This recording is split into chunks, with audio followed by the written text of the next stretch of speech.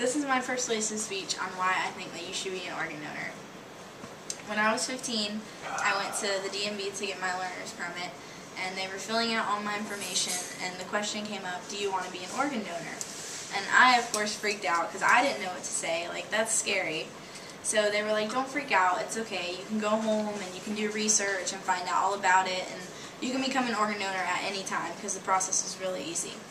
So I went home and I found some very useful information, and I found that it saves lives, and it not only benefits the patient, but it also benefits their families. I learned that it's a really selfless thing that any human being can do.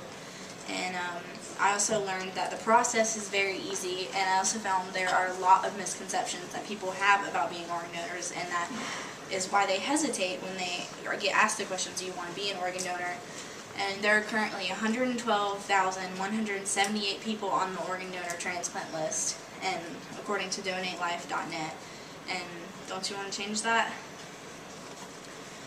Being an organ donor saves lives, and according to Donor Alliance, 500,000 people each year are saved from people donating their organs.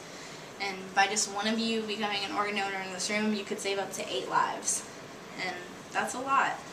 And by becoming a donor, you can save men, women, and even children, and you can give them a second chance at life and a second chance with their families. And wouldn't you want that chance with your family? Being an organ donor is one of the most selfless things that you can do as a human being. In some religions, it's even the highest honor that you can have. And donating organs to people shows that you have compassion and that you don't mind helping others in need, especially when they need it the most. And there was a registered organ donor that said that she didn't mind giving up her organs to someone in need because they would just go in the ground, and at that point she would have no use for them, so why not give somebody else a second chance at life? And when you're an organ donor, like I said, you don't only help the patient, you help their families. You give them a chance at hope, and you give them time, and time is the most precious thing that you can ever give anyone. Becoming an organ donor is a very simple process. You just go to organdonor.gov, you register with your state registry, then you go to your DMV and you designate it on your license, and then you need to talk to your family, your friends, your doctors, your faith leaders, anyone important in your life to make sure they know about your decision. And lastly, you need to include it in your will and also your living will. And we can now look at the benefits and all the easy steps of being an organ donor. There are many misconceptions about organ donation. People think that if you're an organ donor and doctors know this, that they won't try to resuscitate you or do anything they can to save your lives, and that's not true at all. They believe that if you're in a coma, they'll pull the plug or pronounce you dead so they can get your organs, and that's also not true.